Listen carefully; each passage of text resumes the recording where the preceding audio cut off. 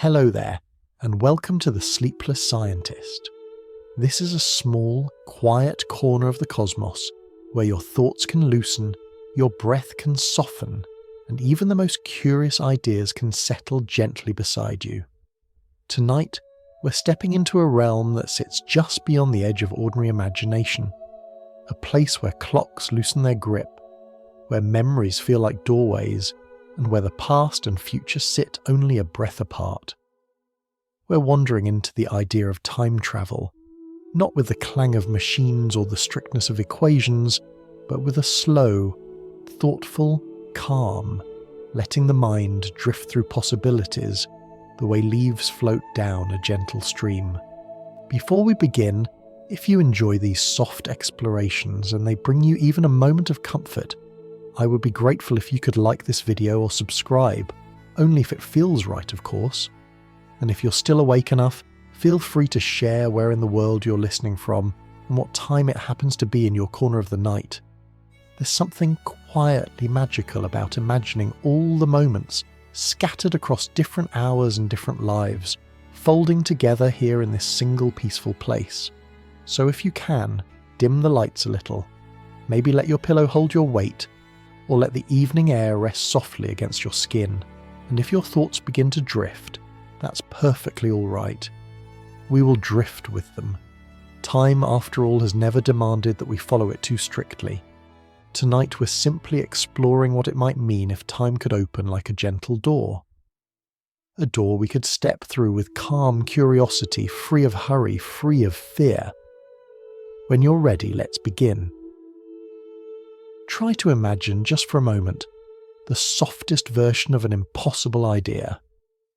Picture yourself standing in your ordinary day, perhaps in the slow shuffle of a morning commute or the familiar rhythm of a daily task. The moments repeat themselves, predictable and known, like beads on a string. But then imagine that something begins to shift, not loudly, not with the sharp brightness of science fiction. Instead, something changes the way a memory fades in or the way a breeze moves through a quiet room. A feeling that the minutes around you are no longer rigid, no longer marching forward in the strict, steady pace you've always known. It is as if time itself softens, folds or bends, becoming something you could reach out and touch. This is the doorway. Not a machine with gears, not a device humming with power, but a gentle threshold that appears almost like a daydream. It feels familiar and mysterious at once, the way forgotten childhood places sometimes return to you in sleep. And standing before it, you might ask the first question that rises naturally inside anyone who has ever wished for another chance. Would you go backward or forward? Would you return to a moment that still tugs at your heart, or step ahead into a future painted in possibilities? For many people, the first impulse is to go back to fix something small that echoes loudly in memory, back to see a person's face one more time, back to stand at a crossroads where they once felt uncertain. These thoughts come not from regret alone, but from a deep human desire to understand the paths we walked. Time travel, in this sense, is not about power, it is about meaning.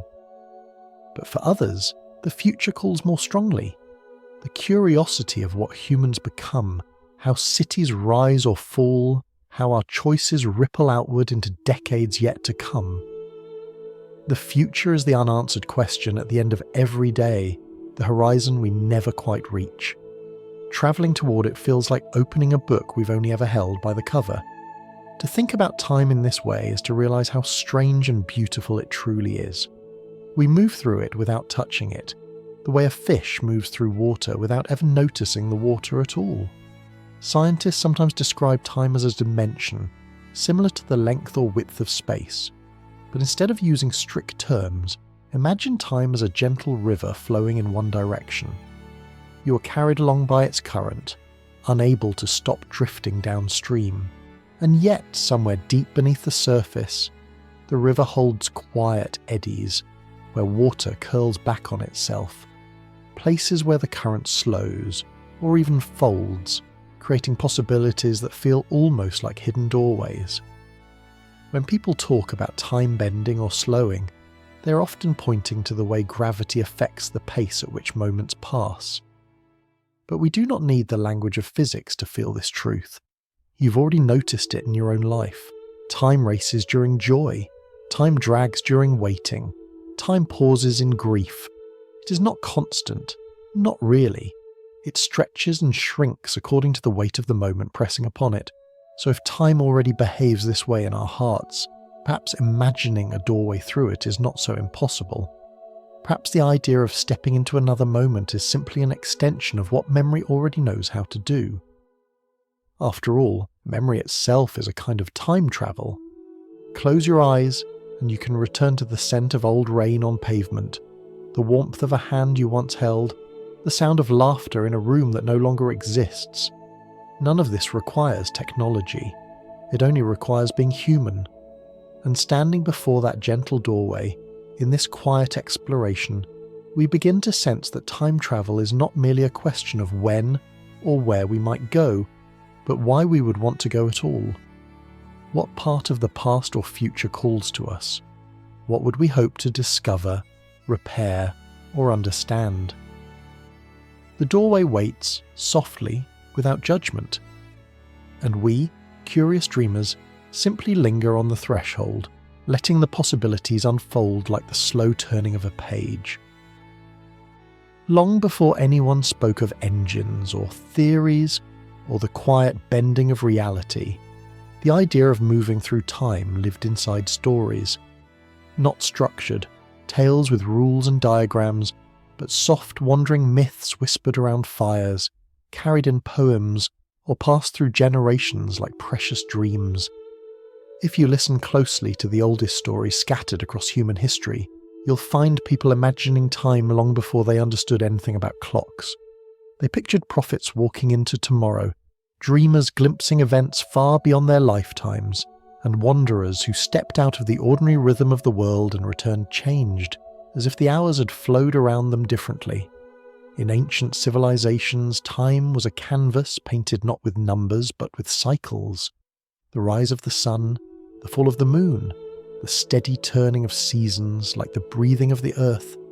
For many early cultures, time did not feel like a straight line. It curved and folded, looping through stories of rebirth, destiny, and return.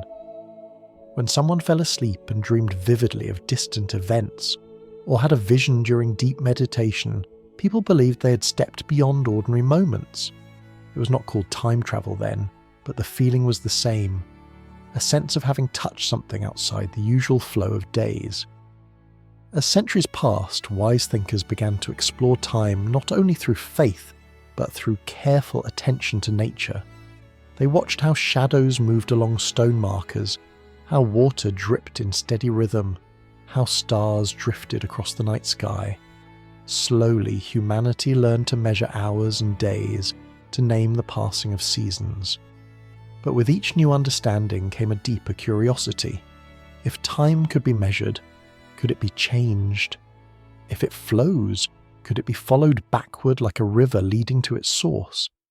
Many ancient myths contain characters who fall asleep for a single night, but awaken to find that years have passed.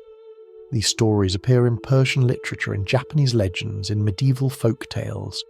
In one version, a young man wanders into a forest, meets mysterious beings, and loses himself in their celebration. When he returns home, his village no longer recognizes him, and his family has aged without him. In another story, a humble woodcutter drinks from a magical spring and wakes to find the world transformed.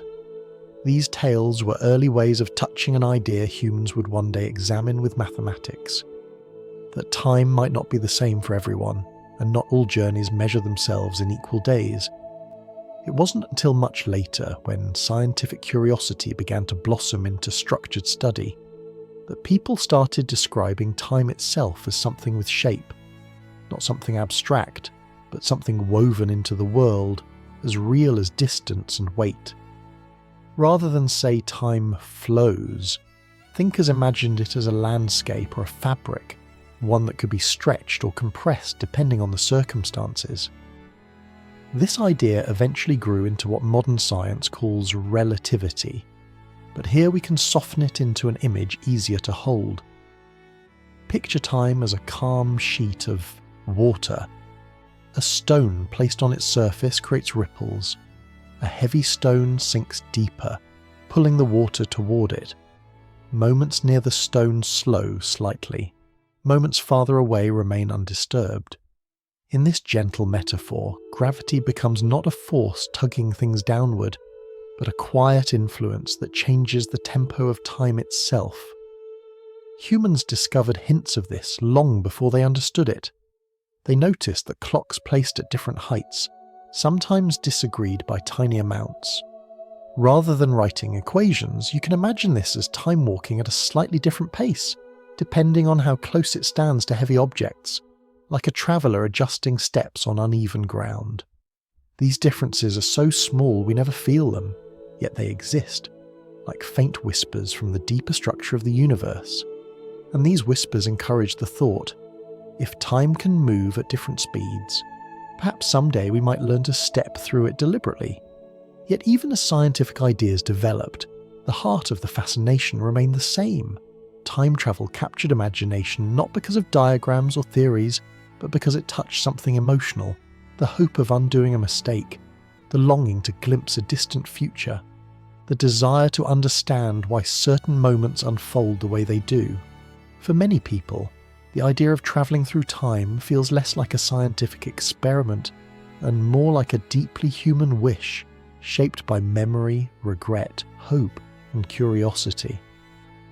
Writers, sensing this hidden longing, began to craft stories that blurred the line between dreaming and possibility.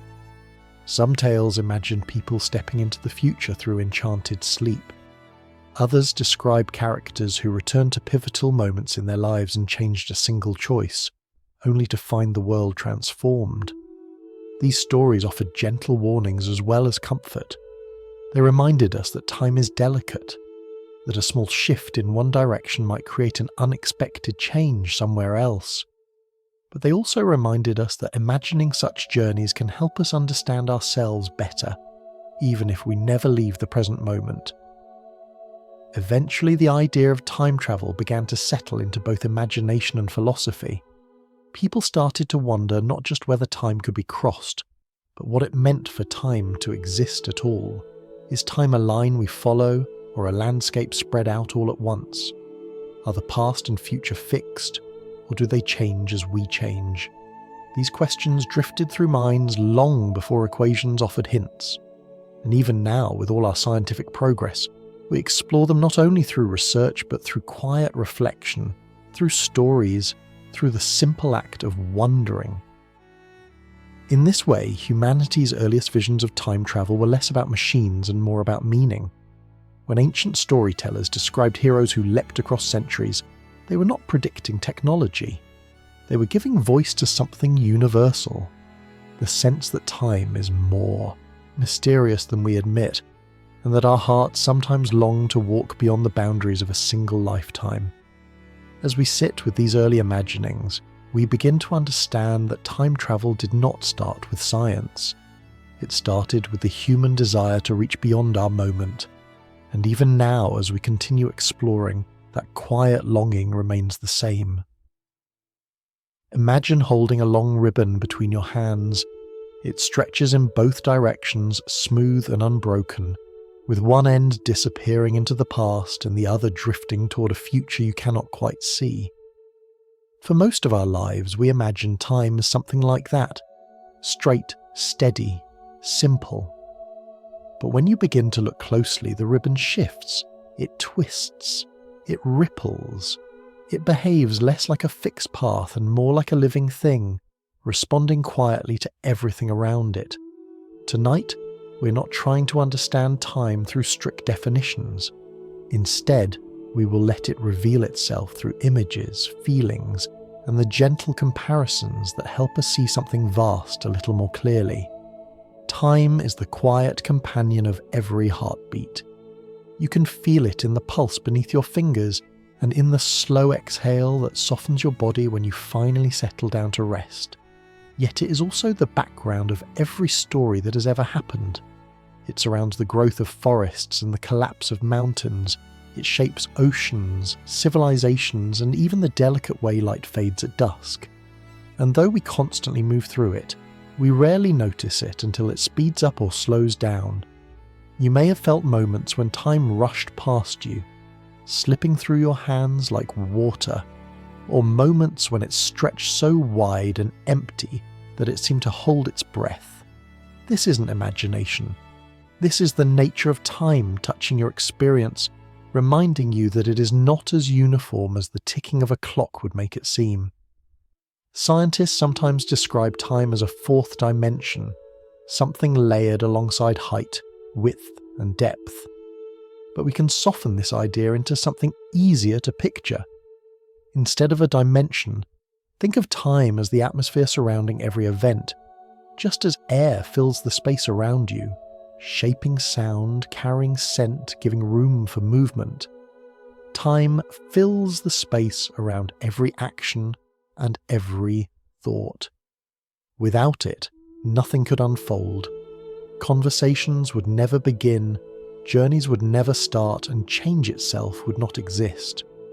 Time is not simply the measurement of moments, it is the medium through which moments happen. If you've ever watched a river flow, you've already glimpsed a gentle metaphor for time. It moves in one direction, carrying everything with it, yet the current does not always flow evenly. Some parts run swiftly, others slow near a bend, and in a few quiet places, water pools into stillness. Time behaves in a similar way.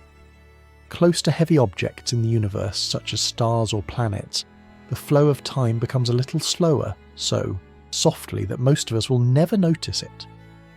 Farther away from such objects, the flow becomes slightly quicker. Instead of thinking of this as a scientific law, imagine time as a traveller adjusting their pace depending on the terrain beneath their feet, moving slowly uphill, quietly quickening on the smooth slope downward. In this softer landscape, certain events feel like mountains, solid, stable, unchanging.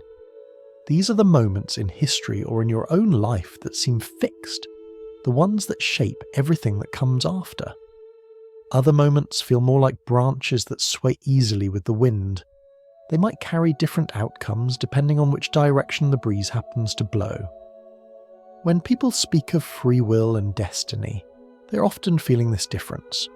Some paths seem written, others seem open to choice. In reality, no one knows where the boundaries lie. But thinking of time in terms of landscapes rather than strict lines allows us to sense how both ideas might coexist. Memory offers another window into time's nature. When you recall a moment from your childhood, perhaps something simple like the warmth of a kitchen or the colour of an old toy, you are not truly travelling backward. But the feeling can be similar. Memory blurs the line between what is gone and what is present. It allows time to fold gently, bringing distant moments into the light of now. And what is more remarkable is that memory itself reshapes the past every time you return to it. Each recollection is a soft rewriting, influenced by your current emotions, your present understanding, and the person you have become. This shows us that time is not simply something outside of us. It is something we carry, something we influence simply by remembering. Dreams deepen this mystery. In dreams, time behaves like a fabric that can twist or expand. Hours may pass in a few heartbeats, or an entire night's dream might be filled with a single frozen instant. This fluidity is not just imagination. It reflects the brain's natural ability to relieve itself of structure during rest, letting time slip into more flexible shapes. In this sense, our sleeping minds are the closest we come to travelling through time without moving at all. When scientists describe how time interacts with motion or gravity, the language can become technical. But the heart of those ideas can be held gently.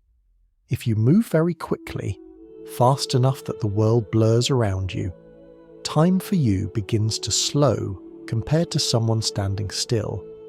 Instead of thinking of this as a formula, imagine it as the difference between walking and sprinting along a path. When you sprint, your awareness narrows, your breaths deepen, your body moves differently.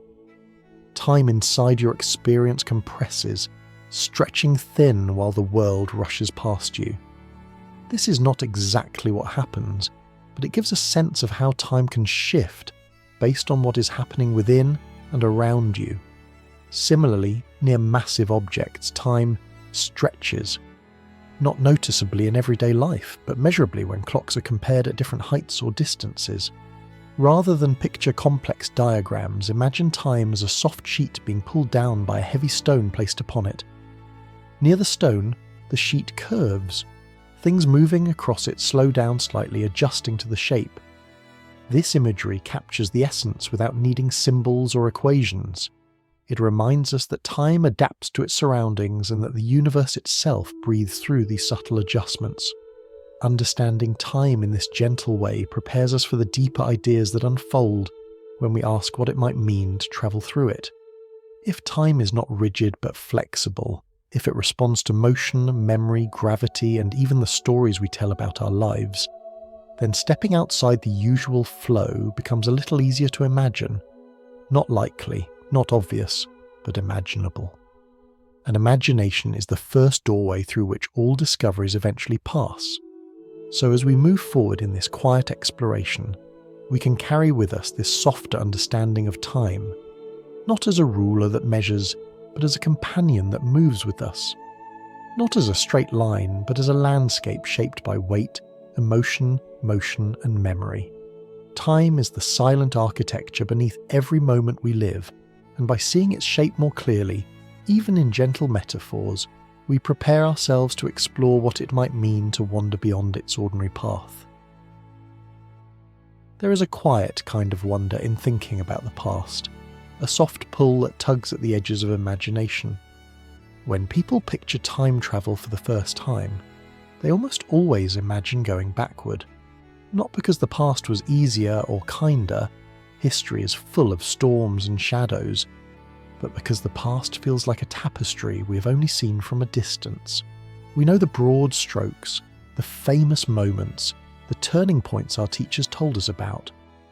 But the small details, the sounds and scents and gestures of real lives lived long ago remain hidden from us, and the desire to witness them is deeply human. Imagine standing at the edge of an ancient ocean more than 60 million years ago.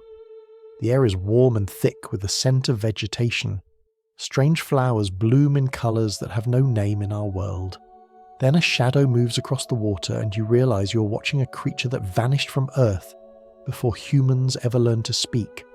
A creature whose bones we study in museums, imagining its posture, its breath, its movements. In this moment, none of that guesswork is necessary. The giant shape lifts its head, and the ripples it creates spread outward like the soft unfolding of time itself. These moments, the ones we can only dream of, are part of what makes the past feel so magnetic. We long not only to understand history, but to experience it, to stand quietly in a forgotten world without disturbing it, to see what earlier eyes once saw, or perhaps you find yourself in Florence in the year 1504, walking through narrow streets bathed in warm light. You stop before a workshop where a sculptor works in silence. Dust floats like light snow in the air as a great marble figure emerges from the stone. It's the statue of David, nearly complete, the last curls of chisel marks softening into place. Michelangelo stands before it, adjusting one final curve the way a poet chooses a final word. To witness such a moment is to step into the breath of history itself, a moment that shaped art for centuries, a single heartbeat within a culture still remembered today. These are the kinds of scenes people imagine when they dream about returning to the past. Not moments of power or intervention, but moments of presence, quiet observation, gentle awe. But the past is vast and not all of it is peaceful. Some dream of visiting the greatest civilizations at their height, standing within the Library of Alexandria before its shelves met flame, watching ancient astronomers trace patterns in the night sky, hearing philosophers debate ideas that would echo across numerous generations. These experiences are part of our shared human story. They are places where our curiosity first sprouted roots, and yet others would choose simpler moments. A grandmother's kitchen 50 years ago, filled with the smell of bread and soft conversation. A childhood field before it was paved. A street corner where someone they loved once stood waiting. The desire to revisit these small personal histories holds a gentler kind of time travel, one that reveals our longing not for grand events, but for the moments that shaped our hearts. When we think about visiting history, we also begin to realise how incomplete our understanding of the past truly is. We know the outlines: wars fought, inventions created, empires rising and falling. But the texture of daily life, the rhythm of footsteps, the way laughter sounded in different languages, the taste of herbs in ancient kitchens, these are the details that drift away like smoke. And time travel, in the imagination, becomes a way of capturing that lost softness. Yet there is another reason the past feels so compelling. It is the sense of mystery. The past is familiar enough to recognise, but distant enough to remain unknown. We know how events turned out, but not how they felt as they unfolded.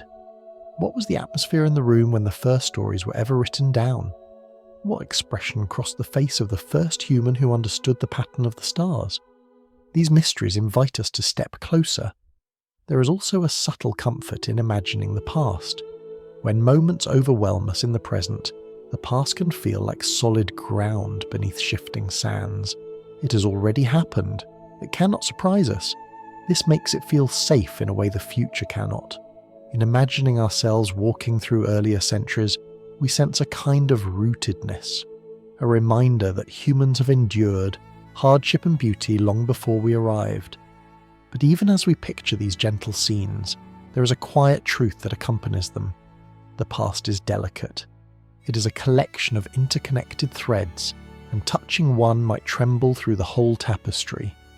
This is why, even in stories, time travellers are told not to interfere. The past is something to witness, not to shape. It is the foundation upon which countless lives have already been built. To move through it is to walk on ground already heavy with memory. Still, the allure of the past persists. It is not about control. It is about connection. It is about understanding where we came from, appreciating the long journey of humanity, and feeling the weight of our shared history. Time travel, in this sense, is not a tool for changing the world. It is a way to see that the world we know today is the sum of countless choices, countless breaths, countless quiet moments strung together. The desire to revisit history is ultimately the desire to witness the stories that shaped us.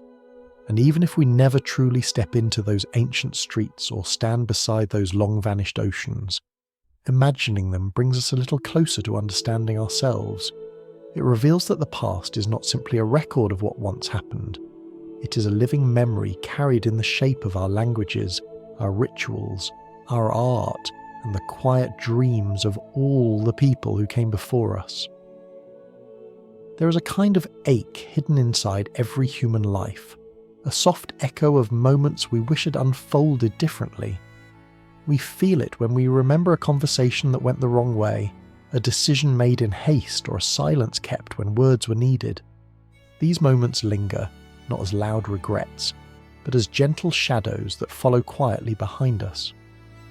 And when people imagine travelling into the past, the first thought that rises is often this: what if I could fix it? What if I could change the outcome? What if things could be better now if I had simply acted differently then? This longing is perhaps the most powerful temptation in the entire idea of time travel. Not the lure of ancient wonders or futuristic marvels, but the deeply personal wish to revisit our own history with the wisdom we carry today. Imagine standing once more in front of your younger self, maybe years ago, maybe decades, and watching that version of you prepare to make a choice you know will lead to heartache. Would you reach out? Would you intervene? Would you gently guide them toward another path? It is a comforting image, a tender one, because it suggests a world where mistakes are not permanent, where the past is not fixed, where we can offer ourselves a second chance. But as soft as this idea feels, it carries a deeper complexity.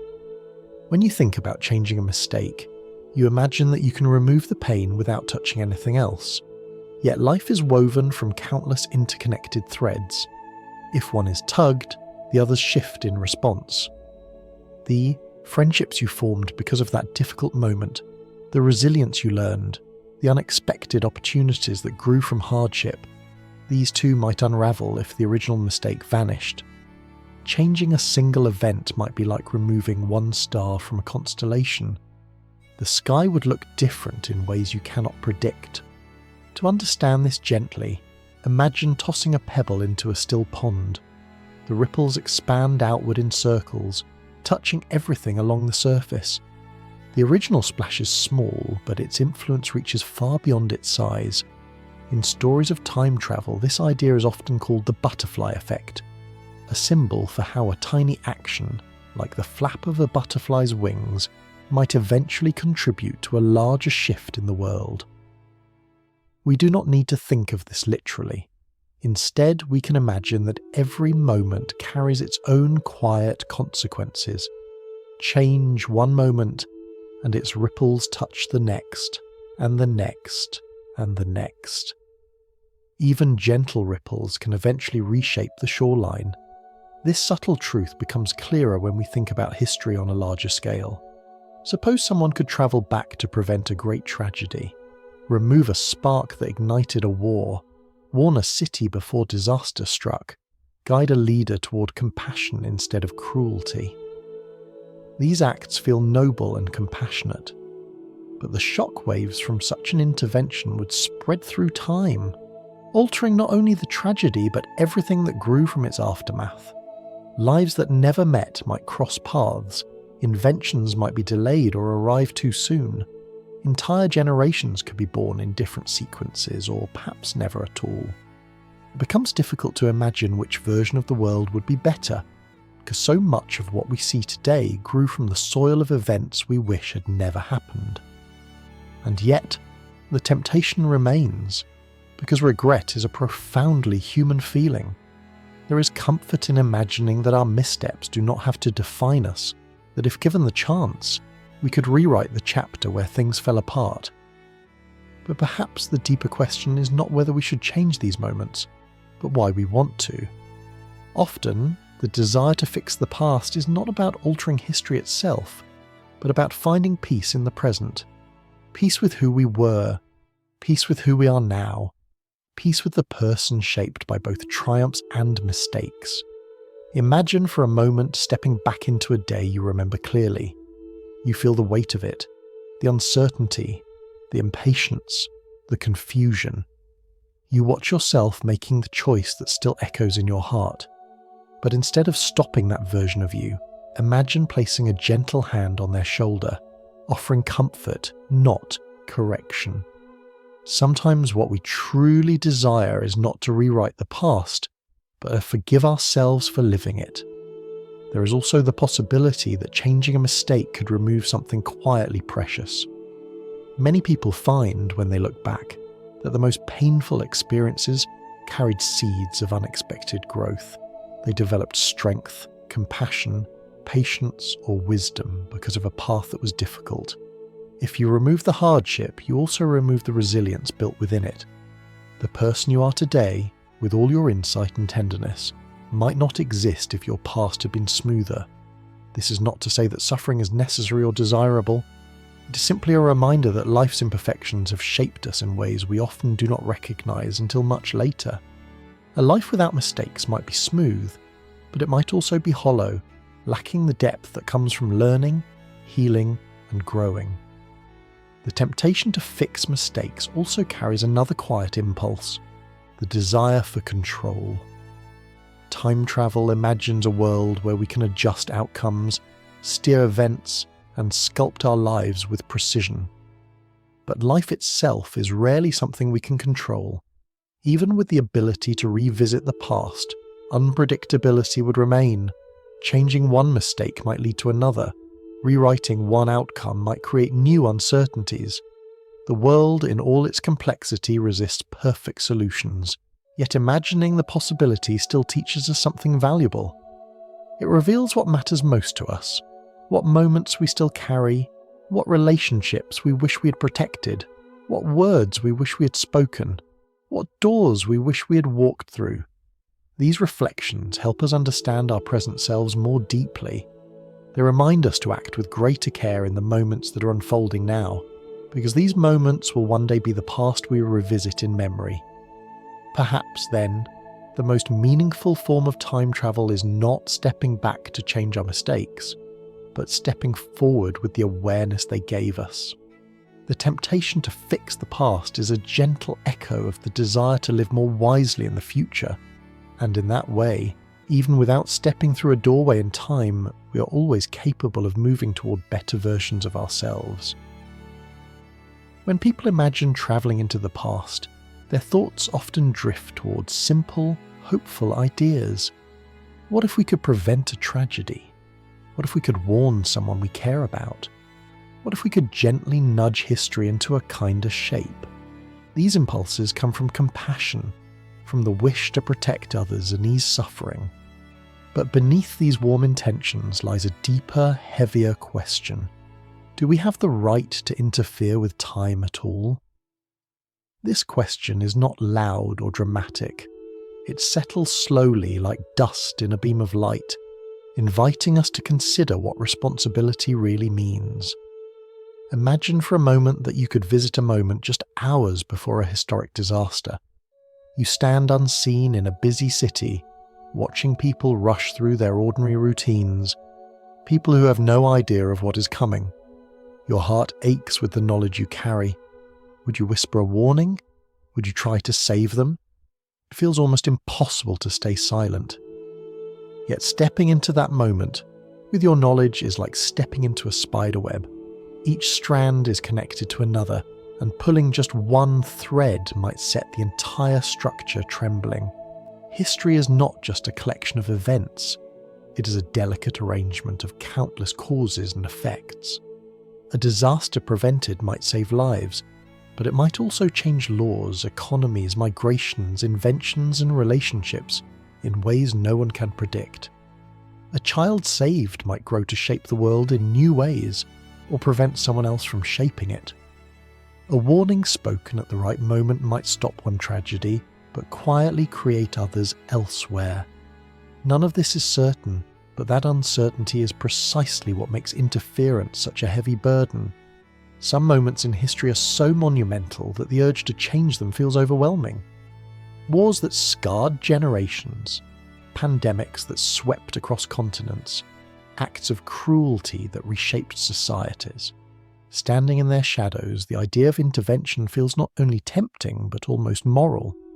Yet to intervene is also to claim a kind of authority over time itself, as if anyone could hold enough wisdom to rewrite the lives of millions. Even with perfect intentions, unintended consequences might ripple outward in ways far more complex than the original tragedy. Think of time as a long tapestry woven from countless threads. Each event pulls on another.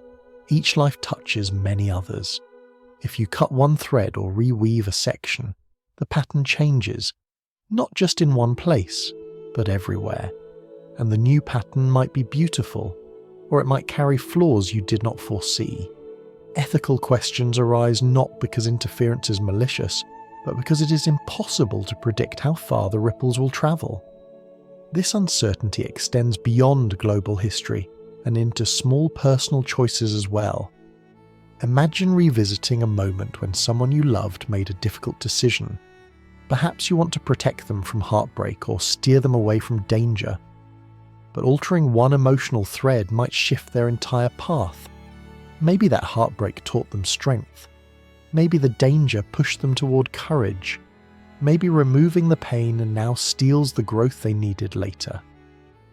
These possibilities are soft but profound, reminding us that even small changes can reshape futures in ways we cannot fully grasp. There is also the question of fairness. If one person alters the past, they change the context for everyone else. Suppose you gave someone in history knowledge of an invention centuries ahead of its time, a device that brings convenience or wealth. That invention might uplift some but displace others. It might accelerate progress in ways society is not ready for, or it might stunt the development of other important discoveries.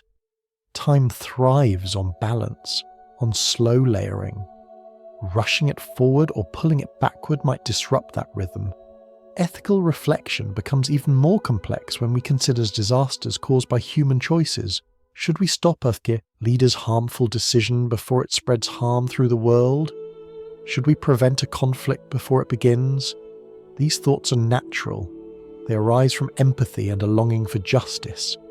But intervening means stepping into a chain of decisions that belong to people who lived in their own era, shaped by their own beliefs and pressures. Altering their choices from the outside removes their agency, and when agency is removed, responsibility becomes blurred. The lines between who changed history and who lived it become tangled. In many stories about time travel, the traveller is warned not to interfere at all, not because the past is sacred, but because it is fragile. These warnings are not commands, but reminders. Time does not belong to one person. Its shape is created collectively, by millions of decisions woven together. To claim the right to change it is to claim ownership over the lives of others, those who lived before you and those who would live after. This does not mean the past should be treated with cold detachment. It simply means that compassion alone is not always enough to justify altering reality. Sometimes the most ethical choice is not to change the past, but to learn from it, to honour those who suffered by ensuring their stories continue to be told, to carry their lessons forward into the present where you can make a difference without unweaving the delicate threads of time. Consider this gentle thought. Perhaps the power of time travel, if it ever existed, would not be in changing events, but in witnessing them. Seeing moments with clarity might help us understand humanity more deeply, both its brilliance and its flaws, and that understanding could inspire us to shape the future with greater kindness without rearranging the past. There is also a quiet humility in acknowledging that we do not fully understand the long arc of history. Many events that seem devastating in one century paved the way for resilience or innovation in another. Many choices that seemed small in the moment grew into turning points. If we rewrote the past based on our limited perspective, we might unintentionally remove the very seeds that led to progress. So when we think about interference, we are really asking ourselves a deeper question. What does it mean to help? Sometimes helping means acting. Sometimes helping means stepping back. And sometimes helping means simply understanding without trying to control. Ethics in time is not about rules and restrictions. It is about recognizing that every decision carries weight, not only in the moment but far beyond it. Time travel in the imagination reveals this truth in sharp relief. The past is not ours to rewrite. It is ours to reflect upon, to honour, to learn from. And through that understanding, we shape the future in ways both gentle and lasting. When we talk about travelling to the past, our minds often leap to the grand events, the ones etched so deeply into human memory that they shape the course of civilization. These moments stand like mountains in the landscape of time, not because they were loud or dramatic, but because everything that came afterward flowed around them, the way rivers carve their paths based on the shape of the land. To imagine witnessing these points in history is to imagine touching the very architecture of human existence. Think for a moment about the Library of Alexandria. People often describe it as a treasure of ancient knowledge, but that description barely hints at what it truly represented.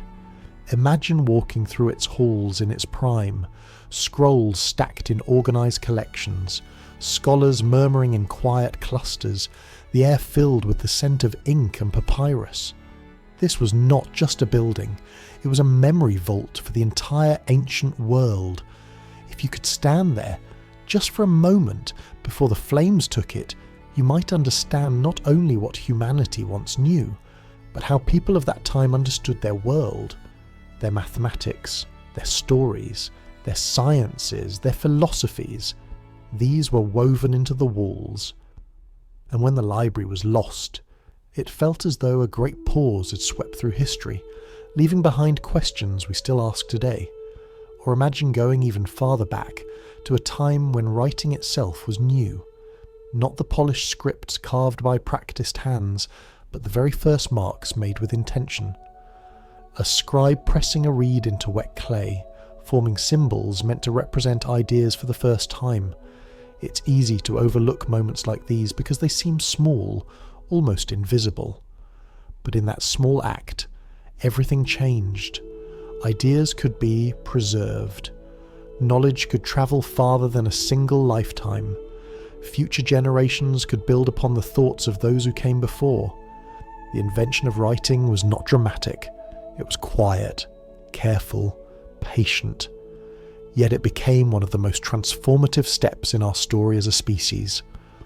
There are other moments too that shift the world in subtle ways. Picture the first seeds of agriculture being planted. A small group of people discovering that food could grow in predictable cycles, turning nomads into settlers, settlers into communities, and communities into civilizations. This shift took thousands of years. There was no single moment where someone declared, "We have changed the world." But looking back, we can see how profound it was. A simple seed placed in the ground eventually led to cities, art, trade, governance, and culture. It led to us. To step back and witness that moment, even as an unseen observer, would feel like watching humanity take its first conscious breath. These historical turning points show us something important. The past is not only a sequence of events, it is a collection of moments that continue to live in the present. What we learn, what we forget, what we protect, and what we lose, they all ripple into the future. When we imagine travelling through time to witness these events, it is not because we desire spectacle. It is because we long to understand the roots of who we are. Consider the first time humans used fire intentionally, not as an accidental discovery, but as a skill, something learned, practiced, mastered. Fire became warmth, protection, and possibility. It lit dark caves, cooked food, hardened tools, and gathered communities around it. Imagine standing at the edge of such a fire. The glow on early human faces, the crackle of wood, the awe in their eyes as night became a little less frightening. This single skill uplifted our species in ways that touched every generation afterward. Even today, in the swirl of modern cities, we still gather around light, screens, lamps, hearths, echoing that ancient comfort. Or think of the first explorers who set sail knowing they might never return. Navigators who trusted the stars to guide them across oceans no one had mapped. They carried languages, food, music, beliefs, pieces of their world into places they had never seen. Their journeys connected continents and changed cultures forever. Standing beside one of those early ships, listening to the waves and the creak of wooden beams, might give us a sense of what courage meant in an age without compasses or engines. These explorers did not know the consequences of their choices, but their bravery carved pathways that shaped the world. Some moments are tragic but transformative. The fall of civilizations like the Maya, or the ancient Mesopotamian empires, the collapse of the Roman world, the sudden endings that made room for new beginnings. To witness these events would be to see both loss and renewal entwined, reminding us that history is not simply forward momentum. It is renewal, retreat, rebuilding, a constant cycle of growth and change. But beyond these grand scenes, there are smaller, quieter historical moments that changed us just as profoundly. A mother teaching her child how to weave cloth, a healer discovering the calming effect of a certain plant, a teacher sharing stories that shape a young mind. These tiny moments rarely make it into textbooks, yet they may have influenced generations in ways we cannot measure. Time travel invites us to see these quiet turning points, the personal choices that ripple outward into the shared tapestry of history. The fascination with these moments reveals something about us. We do not simply want to know what happened. We want to understand why it mattered. We want to feel the weight of decisions made long before our time. We want to witness humanity in its earliest forms, curious, creative, afraid, resilient. These desires are not just intellectual, they are emotional. They speak to a longing for belonging, for context, for connection to the millions of lives that came before ours. When we imagine stepping into the past, we picture ourselves as observers. We stand quietly, unseen, careful not to disturb the delicate threads. We watch the birth of ideas, the shaping of cultures, the growth of knowledge, and as we do, we realise that history is not a distant thing locked in dusty books. It lives in us. It breathes through our languages, our customs, our technologies, and even the way we think. Perhaps that is why these moments matter so deeply. They remind us that we are part of something vast, that every choice we make becomes a thread in the next chapter of human history. And though we cannot step backward in time, the act of imagining it brings us closer to appreciating the fragile beauty of our shared past. There is something quietly mesmerising about imagining the future, something that feels like standing before a dark stage just moments before the curtain rises. You cannot see what lies behind it, yet you sense movement, colour, and possibility waiting in the wings. The future holds a softness that the past does not. The past is fixed, shaped, and stored away like pages already written. But the future is a field of lanterns floating in the distance. Some glow brightly, others flicker softly, and still others drift into shadows where you cannot quite follow them with your eyes. To think of the future is to trace all these lantern-lit paths and wonder which of them we may one day walk. Most of the time, we picture the future as a straight road stretching forward from where we stand, a path of predictable steps shaped by simple cause and effect. But when you sit quietly with the idea, letting your thoughts settle like dust in morning light, you begin to sense that the future is not linear at all. It is a branching of possibilities, each one unfolding softly in a new direction, the way streams separate from a river. Every action you take, every decision you make, nudges a lantern to drift one way or another. And while we can imagine patterns, we can never fully see the shapes that result. When people dream of travelling forward through time, the images they hold are often vivid.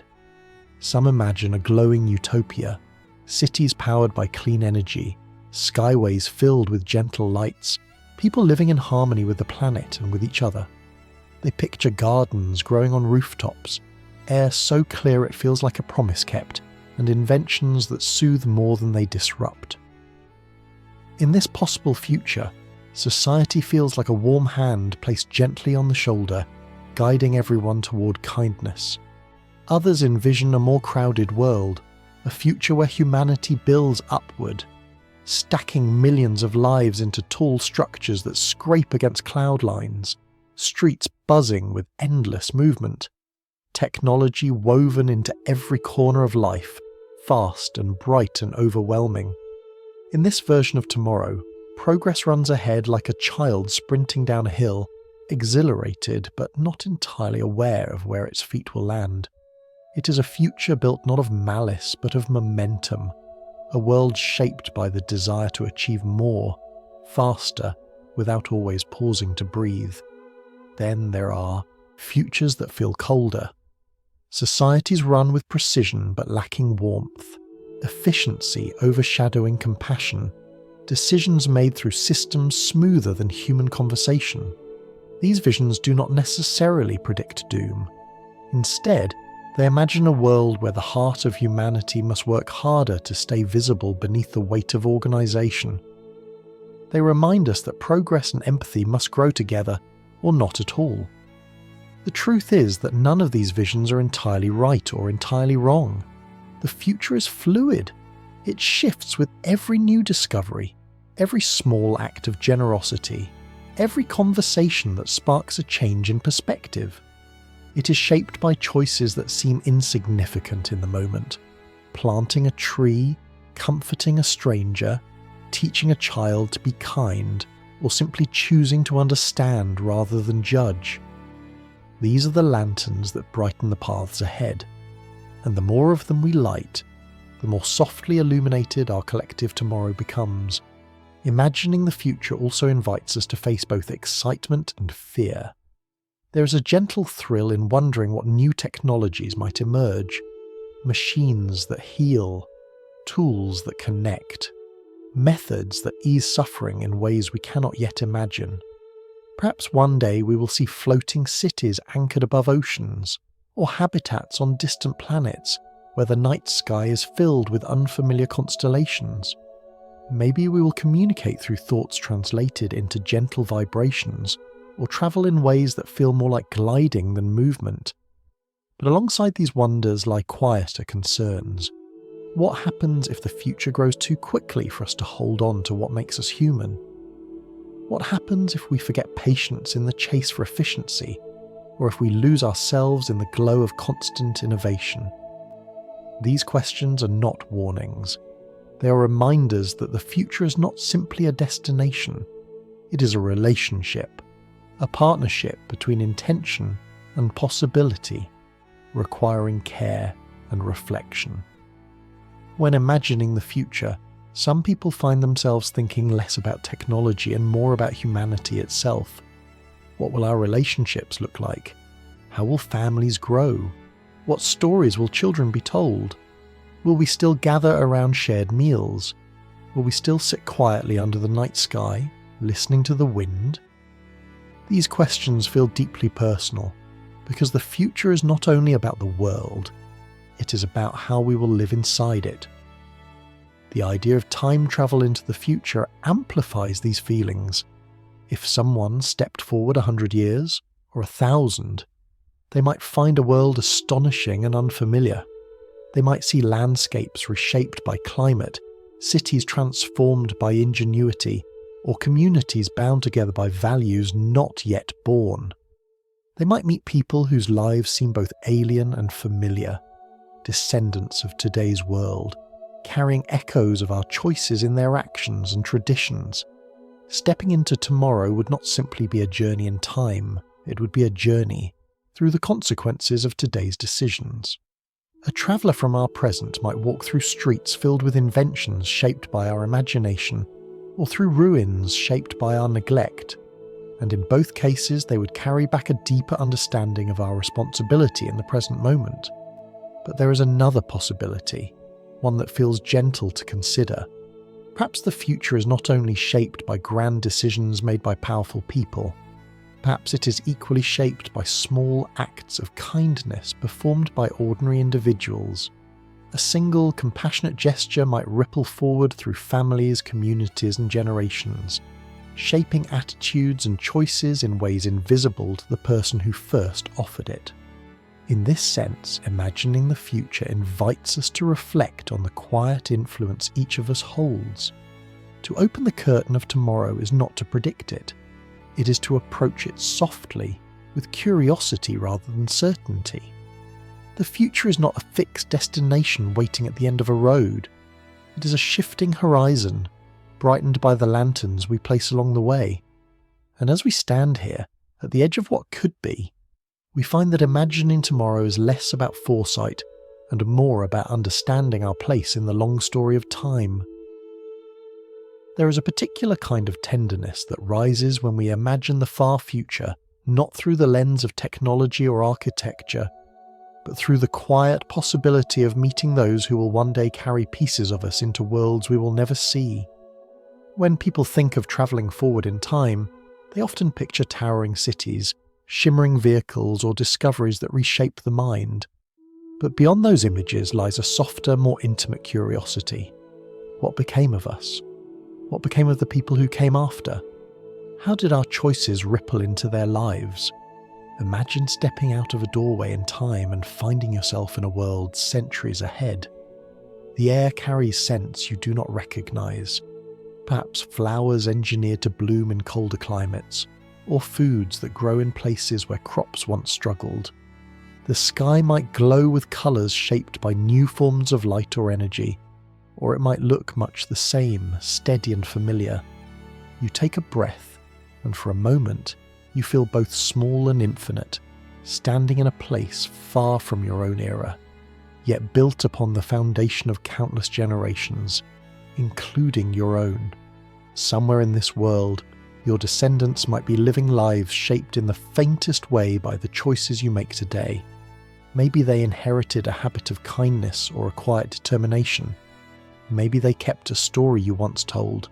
Maybe they have no idea who you were, yet something of you remains in their gestures, their voice, or the way they tilt their head when deep in thought. Meeting them would not simply be a moment of recognition, it would be a meeting with the distant consequences of your own presence in the world. If you stood before them, what would you say? Would you tell them who you are? Or would you simply observe, letting the scene unfold without altering its course? The idea of meeting future family stirs something gentle inside us, something caught between longing and caution. We want to know if they are safe, if they're joyful, if they're surrounded by community or weighed down by struggle. We want to know if our efforts, small or large, created ripples that helped them. But we also sense that knowing too much might place a heavy weight upon the heart. Imagine, for a moment, entering a home far in the future. It may look unfamiliar, shaped by designs and technologies that grew from centuries of experimentation.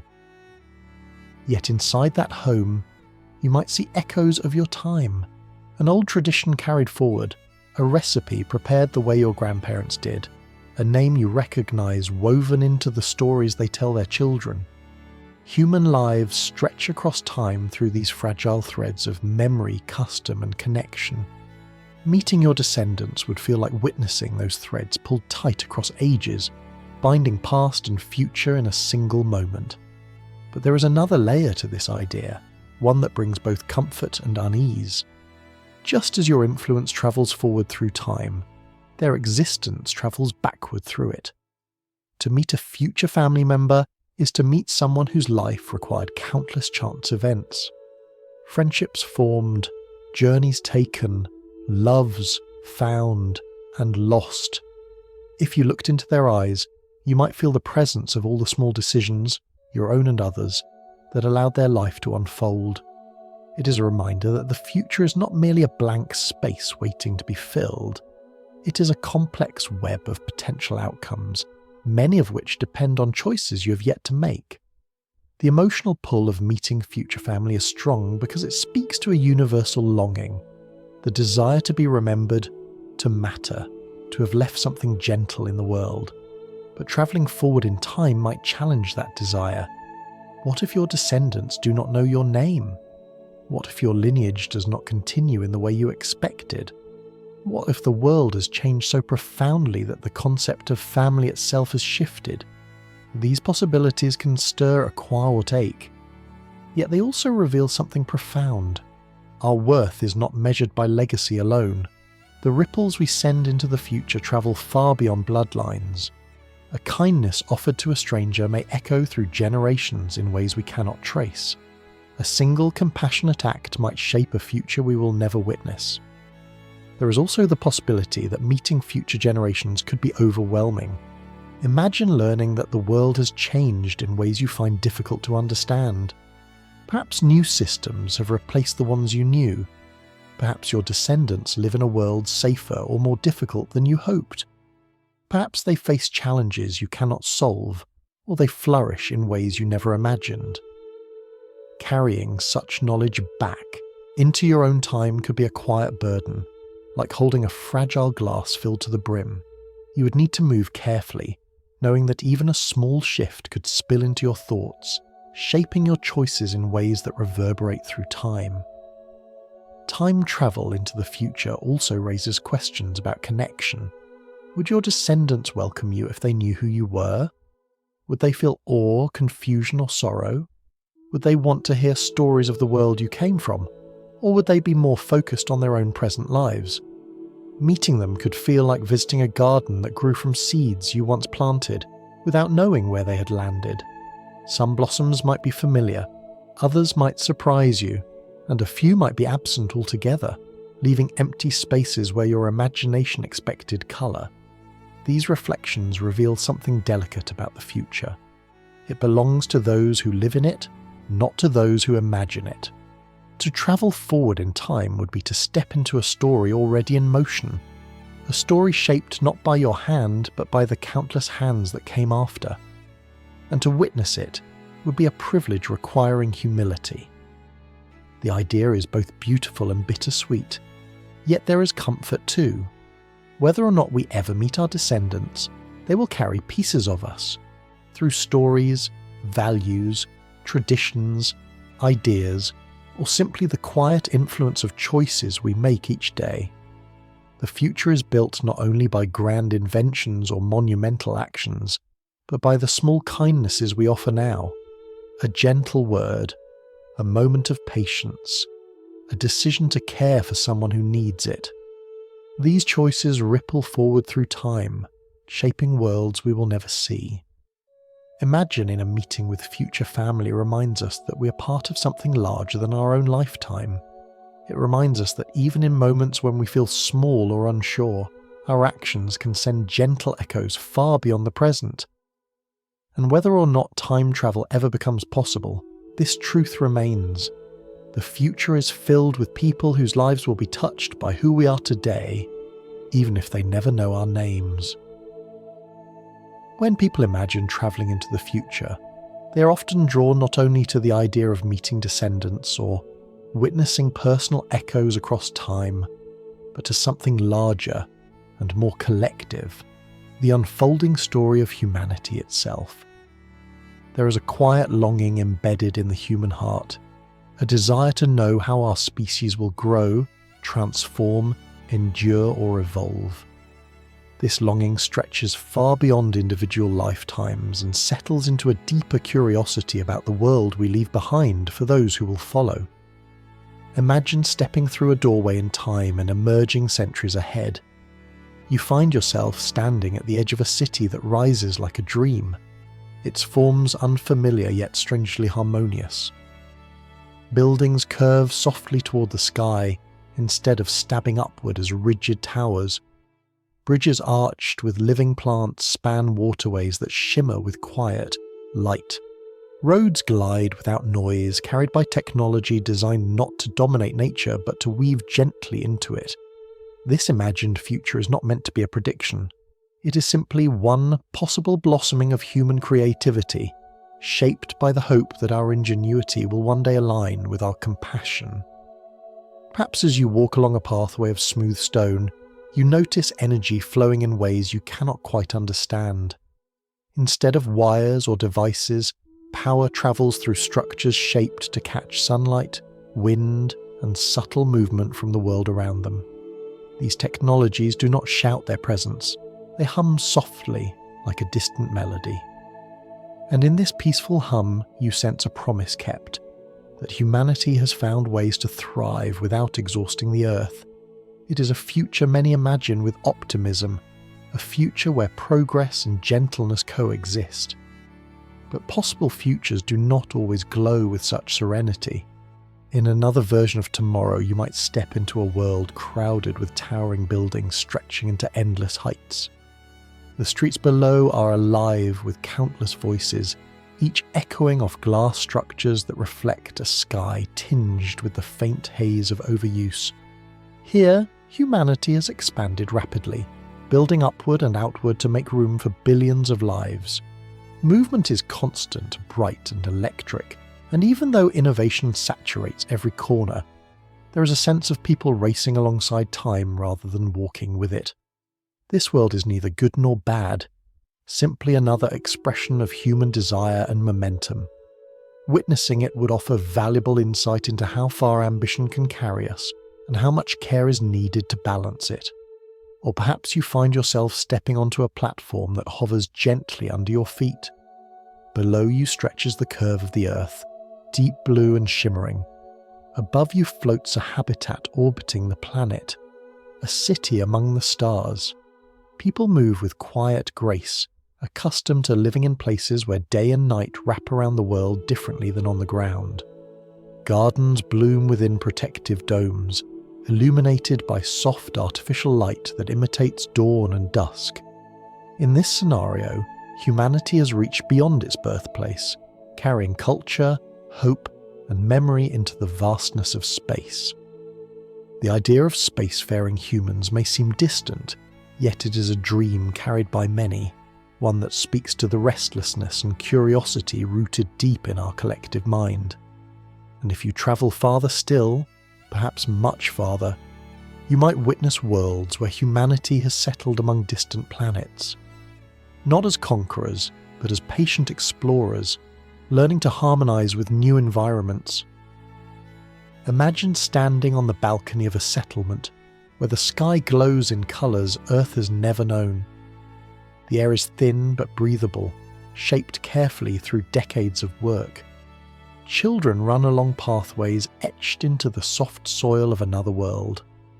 Their laughter carries the sound of a species that continues to adapt and thrive. To witness such a moment is to see humanity's legacy expanding beyond the boundaries of one planet, an echo of our oldest instinct, to explore the unknown. But the future is not shaped solely by grand achievements. Much of humanity's legacy will rest in quieter realms. In medicine, for instance, you might see cures for illnesses that once caused quiet heartbreak. Imagine watching a child receive a treatment that dissolves a genetic weakness, like mist in the morning sun, or seeing an elder regain strength lost to age. These moments do not require dramatic displays of scientific prowess. Instead, they mark small triumphs of compassion and understanding, proof that the desire to ease suffering will continue to guide us forward. In another corner of the future, you might find classrooms transformed into open spaces filled with soft light and interactive learning tools that respond to each child's curiosity. Education shaped not by rigid structure but by gentle guidance, allowing creativity to bloom naturally. Or you might find communities living with a new understanding of mental and emotional well-being, recognizing the importance of presence, rest, and connection. Humanity's legacy in this sense is not marked by technology but by tenderness, an evolution of the heart as much as of the mind. There is also a possibility that the future holds challenges, moments where humanity must rebuild or adapt after unexpected changes. Perhaps rising oceans have reshaped coastlines, creating floating neighborhoods or inland migrations. Perhaps certain technologies have become obsolete, replaced by simpler, more sustainable ways of living. These versions of the future are not bleak. They simply remind us that adaptability is one of our greatest strengths. Witnessing such worlds would not fill you with fear, but with respect for how deeply resilience is woven into the human spirit. The desire to travel into the future, then, is not rooted in a hunger for spectacle. It is rooted in meaning. We want to see what becomes of us, not individually, but collectively. We want to see whether our efforts to build a better world bear fruit. We want to see if the seeds of kindness we plant today grow into vast forests of compassion centuries later. We want to know whether our species learns from its past or repeats old mistakes. This desire is not vanity, it is connection. It is the thread that links one generation to the next. And perhaps, above all, imagining the future gives us a sense of closure about our place in the long timeline of humanity. We live such short lives compared to the grand arc of history. The desire to see our legacy is a way of asking whether our existence mattered, whether the world is slightly softer, wiser, or more compassionate because we lived. Time travel, even when imagined, offers a mirror where we can glimpse our hopes reflected in distant possibilities. Whether the future is filled with starlit cities, gentle solutions, or quiet resilience, it remains a story shaped by the choices we make now, and imagining it helps us understand what kind of legacy we want to leave behind. When people imagine stepping into the future, their thoughts often drift toward wonder, new discoveries, distant worlds, the long arc of humanity's story. But beneath those soft hopes lies another, more private temptation, one that whispers quietly to almost everyone who thinks about time travel. It is the allure of advantage, the possibility of gaining access to knowledge not yet available, of returning with insights that could reshape a life, or even rewrite its entire trajectory. This temptation is not dramatic. It does not storm the imagination with bright lights or loud excitement. Instead, it arrives like a subtle breeze, carrying a question that feels both innocent and unmistakable. If the future held a secret that could change everything for you, would you dare to look?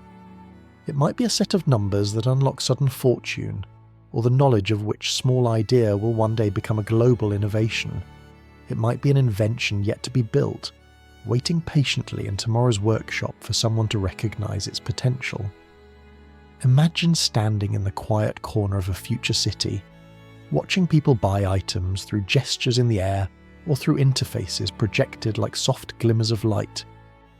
You notice a device, simple, elegant, something that fits in the palm of the hand, that solves a problem modern life still grapples with. It might purify water instantly, translate languages seamlessly, or diagnose illness by reading subtle changes in the body. You know that bringing such an idea back to your own time would change countless lives, yet you also know that it might change your own life in ways you cannot predict. The temptation grows heavier not because of greed, but because of the weight of possibility. In another imagined moment you stand in a quiet archive of the future. Screens or materials unknown to our time shimmer with lists of inventions, records of discoveries, financial graphs tracing the rise and fall of companies decades from now. You could memorize a few dates, you could memorize many, and with that knowledge, you could alter your life with a precision that seems almost surgical. Yet beneath that possibility lies a question that cannot be ignored. Would success earned through foresight feel the same as success earned through effort? Would tomorrow hold the same flavor if you already knew its taste? The temptation of advantage also speaks to something more ancient than modern finance or technology. It speaks to the human desire to feel safe in a world that often feels uncertain. Life is filled with risks, some small, some overwhelming. People lose opportunities, relationships, chances to grow. And many imagine that if they could just see ahead, even by a single day, they could avoid the mistakes waiting in the shadows. This kind of time, travel is not about wealth. It is about comfort. It is about removing the fear of the unknown.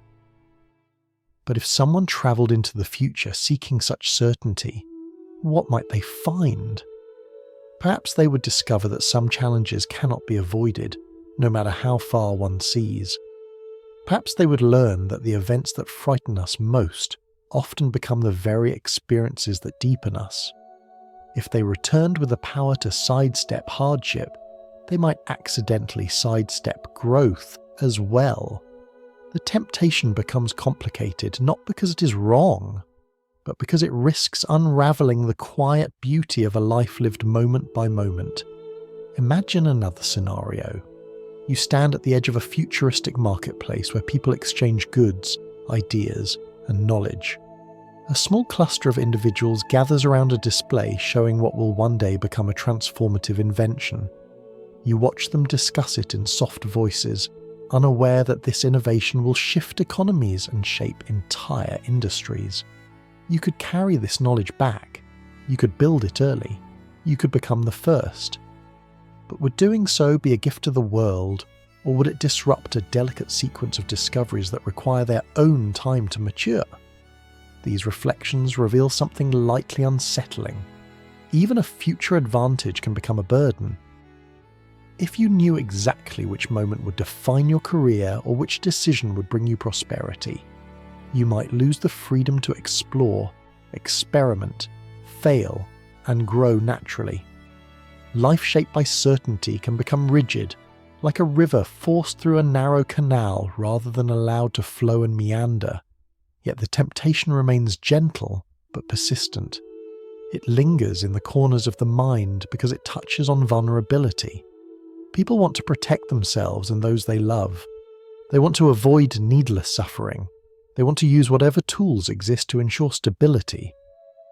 Time travel, in its imagined form, offers a shortcut, a way to turn tomorrow's knowledge into today's security.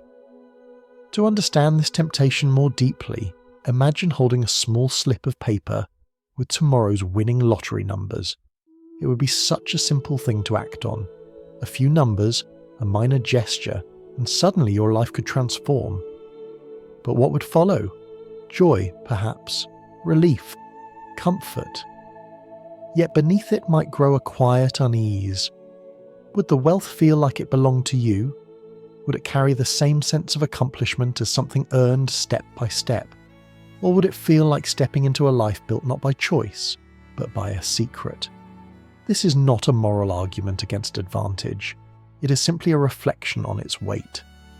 In many stories, characters who gain wealth or power through glimpses of the future find that the knowledge changes them in unexpected ways. It shifts their relationships. It alters their sense of purpose. It creates the possibility of living not in the present, but in the shadow of what is already known. Perhaps the most profound question is this: if you knew the shape of your future, would you still move through it with openness and wonder? Would you still pause to notice small joys, or would you walk with a sense of inevitability that dims their brightness? Would the sunrise still feel miraculous if you had already seen its reflection in tomorrow's memory? The allure of future advantage ultimately leads us back to the root of time travel's fascination. It is not truly about wealth or power.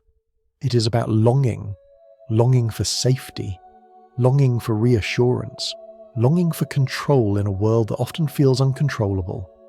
And yet, much of what makes life meaningful comes from its unpredictability.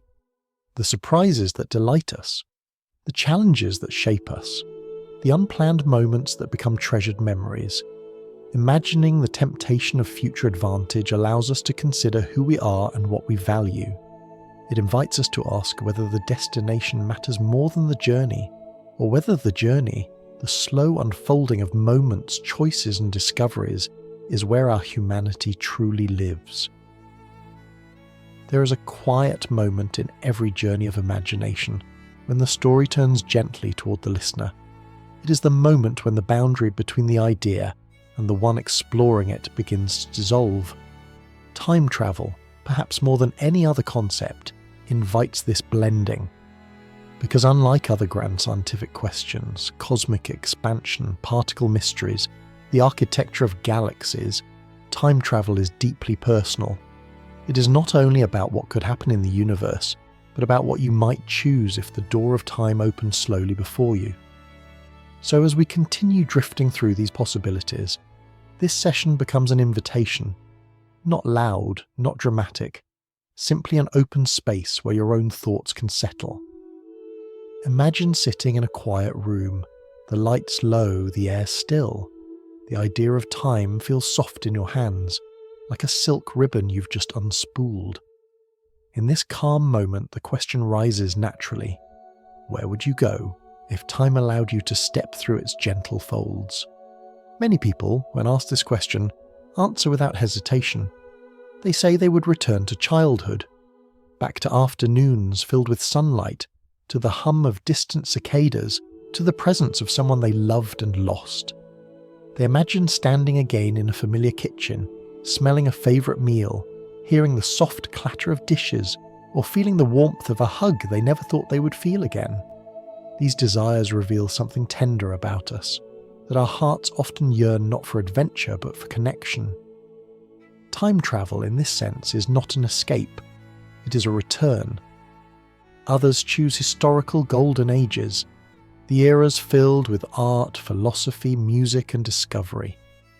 They dream of walking through ancient marketplaces, listening to unfamiliar languages echo against stone buildings, or watching artisans shape objects with careful hands. Some imagine attending a crowded theatre in Elizabethan England, hearing the roar of the audience as a new play unfolds on stage. Others long to stand beneath the Parthenon during its age of beauty, or to watch Chinese scholars paint calligraphy in ink so fluid it seems alive. These choices reflect a curiosity about the world before it became what we know today, a desire to witness origins, roots, beginnings, and then there are those who would leap forward instead. They dream of seeing the distant future, not out of fear or ambition, but out of wonder. They want to know what becomes of humanity, how our choices ripple across centuries, whether we learn from our struggles or repeat them. Some imagine stepping onto a street lined with technologies they cannot name, while others hope to see forests restored, oceans thriving, or communities living in greater harmony than ever before. These choices reveal hope. They reveal the belief that the story of humanity continues, unfolding like a long and patient breath. There are also quieter desires, ones that rarely appear in grand discussions of time travel, but are no less meaningful. Some people say they would go back to observe a single moment, the day they took a wrong turn, the moment they made a choice that changed everything, or even a time they felt uncertain but didn't realize it. They do not want to change these moments. They simply want to witness them, to understand something they missed, to offer compassion to their younger self. This type of time travel is emotional archaeology, digging gently through the layers of memory to find meaning. As you reflect on where you might go, your answer might shift. It might surprise you. It might appear suddenly with the clarity of a bell, or it might drift in slowly, taking shape the way a constellation emerges from the darkness of night. What matters is not the destination you choose, but the reasons that rise with it. Because answering this question reveals something profound about who you are, what you value, and what you long for in the quiet corners of your heart. Perhaps you would choose a moment of joy to relive, to feel once more the rush of triumph, the warmth of laughter, or the comfort of a familiar embrace. This reveals gratitude, a desire to hold on to what was beautiful. Or perhaps you would travel to a time when you felt lost, wanting to understand, forgive, or simply sit beside that version of yourself without judgment. This reveals compassion, the desire to heal. Maybe you would choose a time before you were born, to observe your ancestors, to understand the struggles they carried and the dreams they nurtured. This reveals belonging, a desire to feel rooted in a larger story. Or maybe your imagination reaches toward the future, curious to know whether humanity grows wiser, more patient, more gentle. This reveals hope, the quiet, unwavering belief that we can become better than we were. The answers people give to this question often fall into three broad groups: the desire to return, the desire to witness, and the desire to explore. Those who want to return often carry affection for moments that shaped them.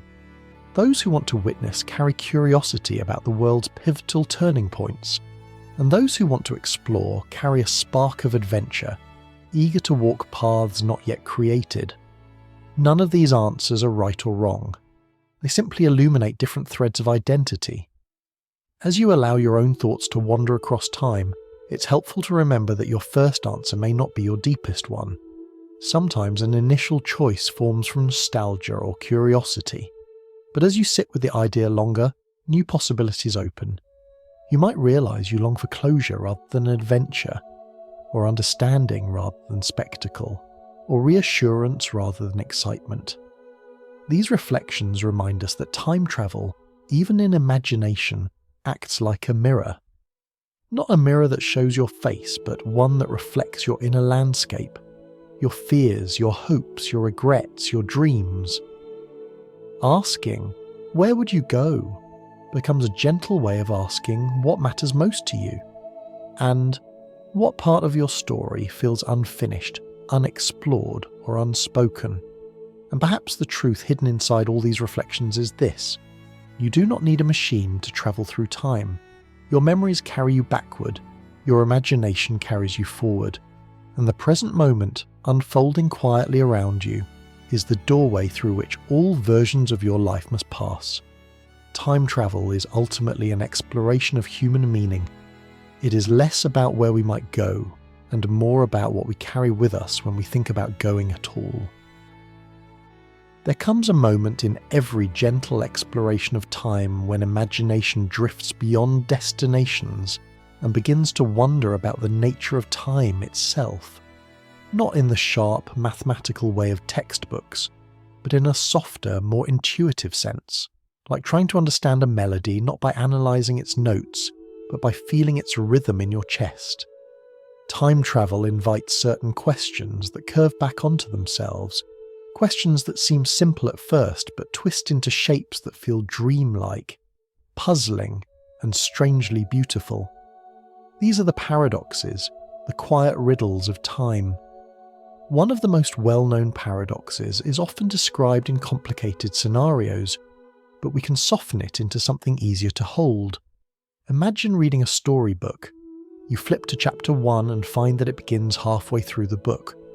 The page describes a hero who's been shaped by events that haven't happened yet. A story that erases its own first page, or writes itself out of order. That is the essence of what people call the grandfather paradox. But there is no need for that title here, only the gentle image of a tale that contradicts itself. The idea suggests that if someone travelled backward in time and altered the circumstances that led to their own existence, the story of their life would suddenly fold in on itself like a page turned blank. Rather than thinking of this as a problem that must be solved, we can think of it as a poem about how deeply the past and present are intertwined. Each moment depends on countless moments before it, just as branches depend on their roots. You cannot cut the roots without changing the tree, and so this paradox becomes a reminder. Time, as we imagine it, may not allow us to simply rewrite one moment without affecting all the others that follow. Another paradox is softer, more philosophical. It whispers of predestination and free will, ideas that have been debated for centuries, long before anyone spoke of time travel. To picture it gently, imagine a river whose current flows steadily forward. You step into the river and begin to swim. You have the freedom to move left or right, to slow down or speed up. But beneath your movements lies the unmistakable shape of the riverbed. The curves, the depths, the stones, the hidden currents that were carved long before you arrived. You can choose your strokes, but you cannot choose the shape of the river itself. Some stories imagine time this way, that rather than being entirely open, the future may be shaped by events that are meant to happen, the way a river is shaped by earth and stone. Other stories imagine time as a wide field with countless paths branching outward, each one formed by choices not yet made. These two ideas can coexist, strangely enough, like two overlapping images. The river gives you boundaries, your swimming gives you freedom. The paradox lies not in contradiction, but in coexistence.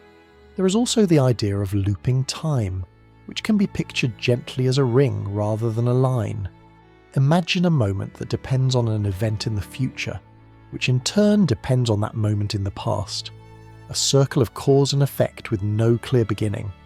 For some, this idea feels confusing, like chasing your own shadow. But seen through a softer lens, it becomes a meditation on how stories echo through generations, each influencing the other. Your grandparents shaped your parents shaped you, and one day your choices might shape someone yet to be born. Time loops in this way all the time, not in physics, but in families, in habits, in traditions. A future that influences the past can be understood as a metaphor for how deeply intertwined our stories truly are. Then there is the paradox of memory. If you travel into the past and witness a moment your memory has carried for years, would the scene match your recollection? Would it soften or sharpen what you once believed? Memory is already a kind of time machine carrying us backward in ways that feel vivid and alive. But memories shift as we grow. They blur, they brighten, they rewrite themselves in small ways. A moment you revisit might feel entirely different from the version your mind has preserved. This paradox reminds us that time is not only external. It lives inside us too, reshaped by emotion and perspective. Finally, there is the paradox of knowledge. What happens when you know something you are not meant to know? If you travelled into the future and saw the outcome of your life, would that knowledge pull you like a magnet, guiding every decision you make from that moment onward? Or would it frighten you into avoiding that path entirely, creating a new future that contradicts the one you saw? This paradox does not require symbols or formulas to explain. It simply asks, how much of our life is shaped by uncertainty, and how much would change if uncertainty vanished? To think of paradoxes in a gentle way is to accept that time may not behave in the orderly fashion we expect. It may twist and turn like smoke, it may fold like fabric, it may stretch or ripple depending on how we touch it. Paradoxes remind us that time is not merely a sequence of moments, but a vast, intricate structure that we only glimpse in fragments. They also remind us that some questions do not exist to be answered. They exist to invite contemplation.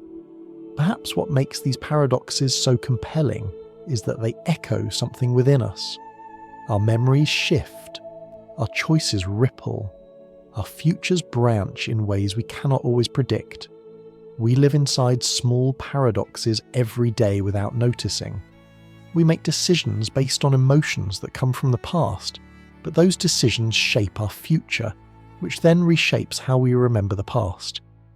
The loops and branches of time travel are mirrors of our own inner complexity, and maybe that is why paradoxes feel more like poetry than puzzles. They reveal that understanding time is not about solving anything. It is about recognizing how delicate and interconnected everything truly is. The past is never entirely gone. The future is never entirely fixed. And the present is a place where both move quietly through us, shaping who we are. There is a quiet place inside every human mind where questions drift like slow-moving clouds.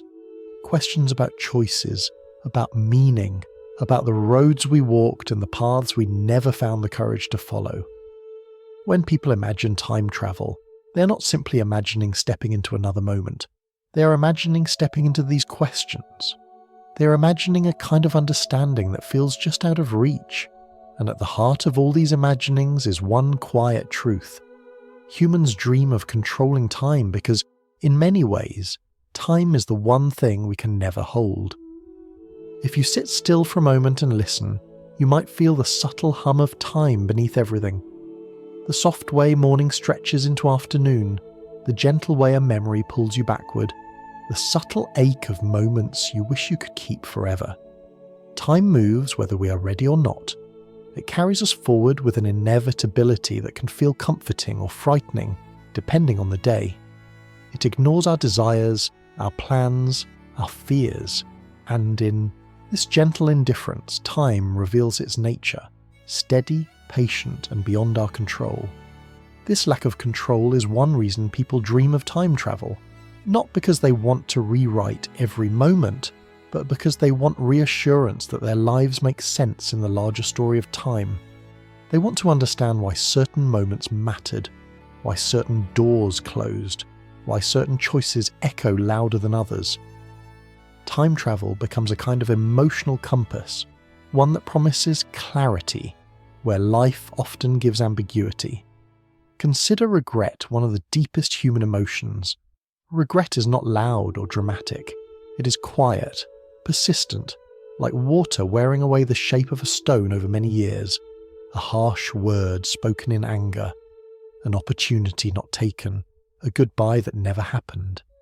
These small moments accumulate weight in the heart. People imagine going back not to escape responsibility, but to offer kindness where they once offered fear, or to show courage where they once hesitated. Time travel becomes a wish to soften the sharp edges of memory. Then there is the longing for certainty. Life is full of unknowns. Relationships shift, jobs change, health falters. The future stretches ahead like a foggy landscape where only the faintest outlines are visible. Humans dream of stepping into the future not because they want to cheat fate, but because they want to know whether things turn out all right. They want to know whether their efforts matter, whether the seeds they plant today will bloom in the years ahead. This longing does not come from greed. It comes from vulnerability, the universal desire to find reassurance in the face of uncertainty. Another reason humans dream of controlling time is curiosity, a deep, almost childlike curiosity that lives at the core of our nature. We wonder what the world looked like before we were born. We wonder what it will look like long after we're gone. We wonder how civilizations rose and fell, how ideas grew, how stories travelled. Time travel offers a way to satisfy this curiosity by dissolving the barriers between eras. It lets us imagine touching the threads that connect ancient hearts to modern ones, and modern ones to the futures we cannot yet imagine. People also dream of controlling time because they want to make sense of cause and effect. In everyday life, the connection between a decision and its outcome is often unclear. You might make one small choice today and not see its consequences for years. You might take a quiet action, holding a door open, offering encouragement, showing patience, and never realize that it becomes a turning point in someone else's life. Time hides these connections from us. But time travel, even in imagination, reveals the web of influences that shape a life. It helps us understand that small acts matter, even when they seem insignificant. There is another softer reason humans yearn for control over time, a longing to pause, not to change anything, not to move backward or forward, but simply to rest. Life moves quickly. Days blur into weeks, weeks into years. We often look back and wonder where the time went. The dream of controlling time sometimes appears as a desire to stop it, to freeze a perfect moment, to hold a loved one's hand a little longer, to savour a sunset without feeling it slip away. This desire is not practical, nor does it need to be. It is an expression of love, of presence, of the yearning to appreciate life more deeply. But beneath all these desires, regret, certainty, curiosity, meaningfulness, lies the quiet truth that time is, in many ways, a mirror. When we think about controlling time, we're really thinking about understanding ourselves. Time reveals who we are through the choices we make. It teaches us through experience. It shapes us through change. And because time is so intimately connected to our identity, the desire to move through it more freely is a desire to understand who we have been, who we are now, and who we might become. It is easy to imagine that time control would solve everything, but even in the soft landscape of imagination, limitations appear. If you could go back and remove every mistake, would you still become the person you are? If you could see every future outcome, would you still act with courage or make discoveries with excitement? If time moved exactly the way you wished, would life still feel alive? The dream of controlling time ultimately reveals a longing for meaning more than for movement. People want to feel that their lives are part of a larger narrative, that the moments they cherish or mourn carry weight. They want to believe that their choices matter, even when outcomes are unclear. Time travel becomes a symbol for this longing, a metaphor for the way humans reach backward to understand their past and stretch forward to imagine their future. And perhaps the most comforting truth hidden in this longing is that, even without controlling time, we still shape it in small ways. We shape it through kindness, which echoes beyond the moment, through stories which outlive their tellers, through love which continues long after we are gone. These actions ripple across time just as surely as any imagined journey would. As our quiet journey through time continues, a gentle truth begins to emerge. Time travel, even as a thought experiment, is not simply about exploring new moments. It is about discovering the delicate balance between curiosity and caution, wonder and responsibility. By now, we have wandered through the past, lingered in imagined futures, and reflected on the paradoxes that weave through time like hidden streams beneath the surface of a forest floor. And standing here, between everything we have imagined and everything we have yet to consider, a deeper understanding begins to take shape. Time travel attracts us because it offers possibility. It opens doorways into worlds we long to witness, the birth of ancient empires, the first sparks of human creativity, futures filled with technologies that glow softly in the dark. But with every possibility comes a shadow of consequence. To step into time, even lightly, is to step into the fragile web that connects one moment to the next. And this web, though invisible, is more delicate than we often realise. Consider for a moment how the past reshaped us. Each historical event, each discovery, each failure, each success contributed to the world we now live in. The library that burned and the knowledge that vanished with it. The explorer who set out without a map, guided only by the stars. The philosopher who questioned a belief so deeply that entire cultures shifted with the weight of their ideas. These moments sit like anchors in time, holding our present in place. If someone could go back and soften one tragedy, or amplify one success, the ripples might extend far beyond what any single person could predict. A disaster prevented might save thousands, yet it might also alter generations of innovation that rose from its aftermath. A victory achieved earlier could shift the balance of nations, changing languages, borders, and identities in ways no one could foresee. This is not an argument against compassion or progress. It is simply a reminder that history is not a series of isolated dots. It is a painting made from countless blending strokes. Change the shade of one stroke and the entire image subtly shifts. The future carries a similar weight. When we imagine stepping forward into centuries yet unwritten, we see shining cities or crowded megastructures or quiet worlds healing from past wounds. But in reality, the future is shaped by the smallest choices made today. Time travel invites us to witness what might be, but witnessing is very different from shaping.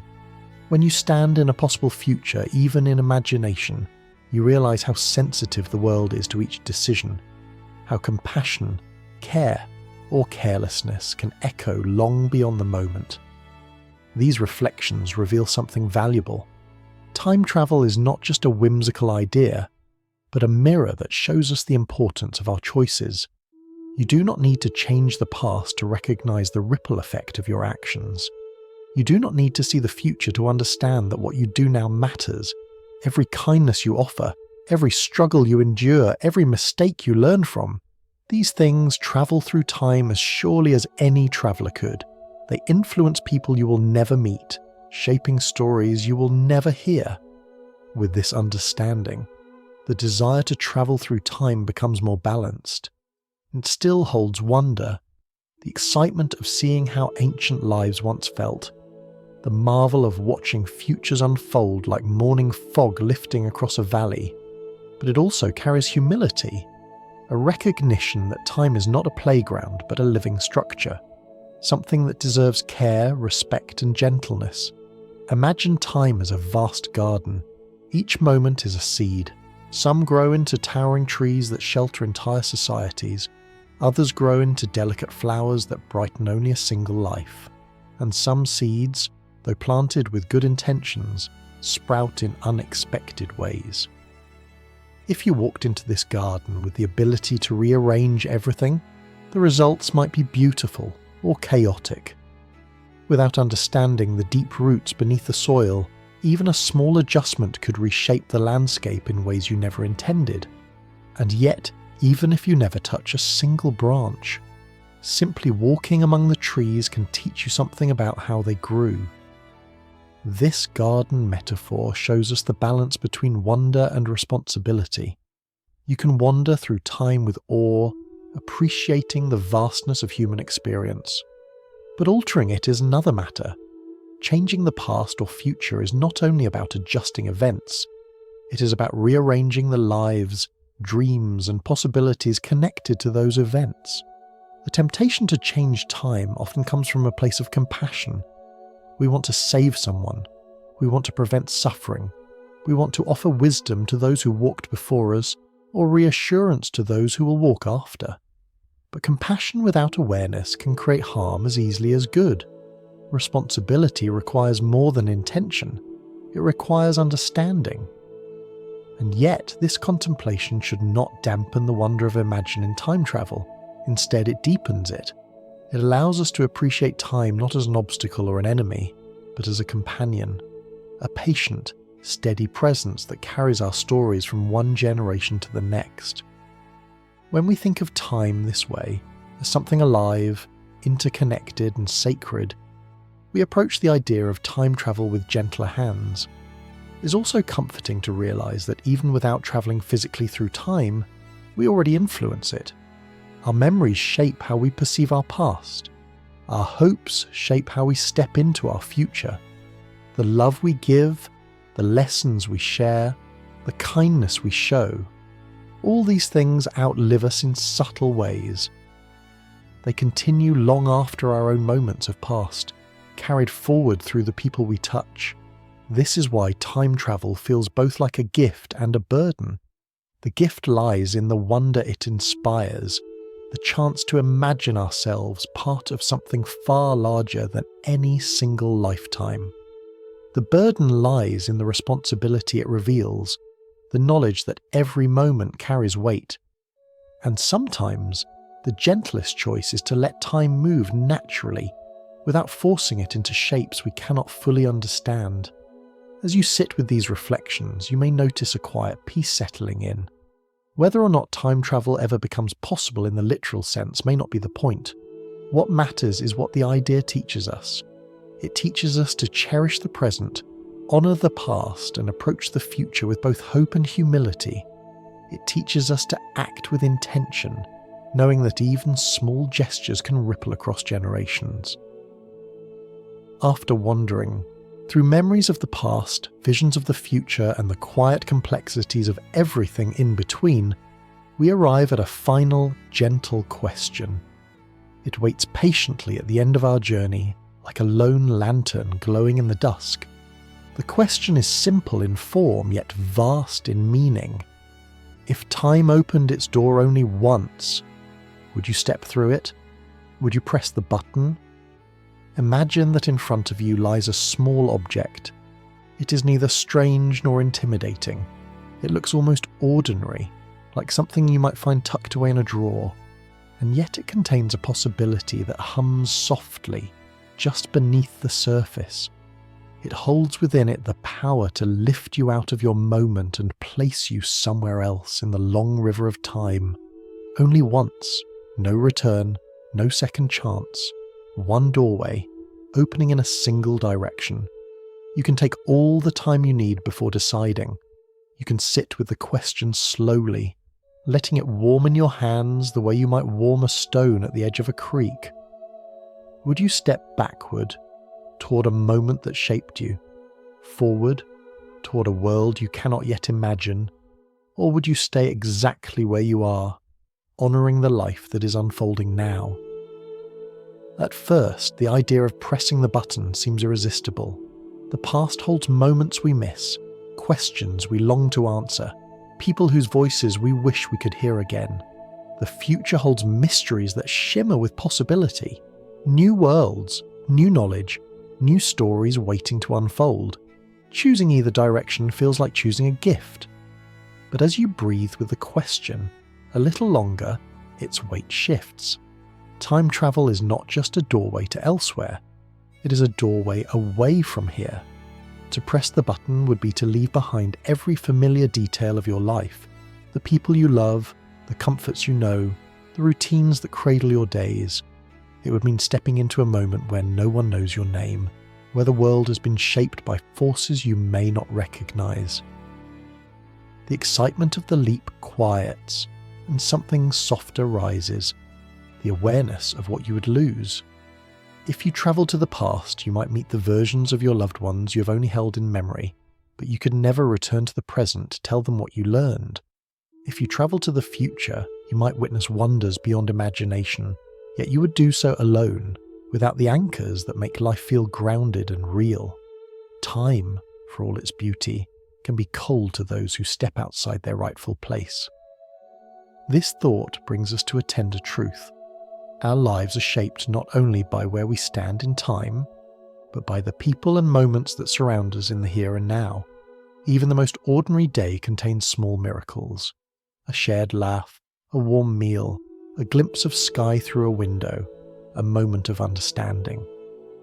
These are the threads that make the present worth holding. The doorway of time asks us to weigh these threads carefully. There is also the question of impact.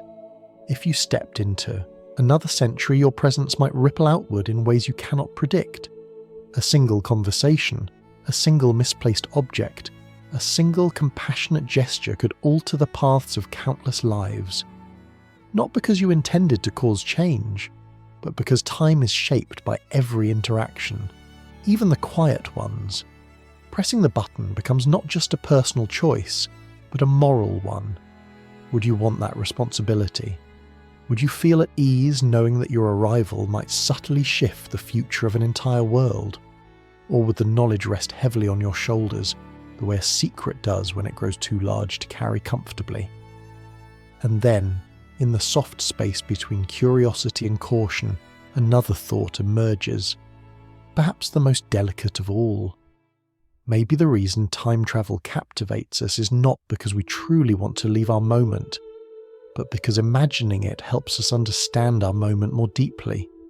Imagining the past helps us appreciate how far we have come. Imagining the future helps us envision who we might become. Imagining choice helps us recognize the choices we can make now. If the doorway of time remained closed forever, our lives would still carry meaning. Not because we lack the ability to change the past or preview the future, but because meaning is found here, in the small decisions, in the people we cherish, in the way we navigate the uncertainties of each new day. The button does not give us this meaning. Time itself does. So perhaps the deeper question is not whether you would walk through another moment, but whether you can learn to walk gently through this one. Whether you can hold your memories with compassion rather than regret. Whether you can look toward the future with hope rather than fear. Whether you can shape the present with kindness, knowing that the slightest touch can ripple across years in ways you may never witness. Still, the question waits. Would you press the button? There is no right answer. There is no wrong answer. Only your answer, the one that rises quietly from within as you sit with the weight of possibility. Some people would choose the past, drawn by nostalgia or unfinished stories. Some would choose the future, driven by curiosity or the longing to see what becomes of the world. And some would choose to stay exactly where they are, recognizing that the present, for all its imperfections, is the place where their life is unfolding with meaning and momentum. If the door opened, only for you, only once, perhaps you would pause long enough to realize something softly profound, that time is not a path to escape, but a place we inhabit, that the greatest journey may not be through centuries, but through the choices made within a single lifetime, and that being present is, in its own way, a kind of time travel, the way we carry the past into the future through the things we love, the lessons we learn, and the stories we leave behind.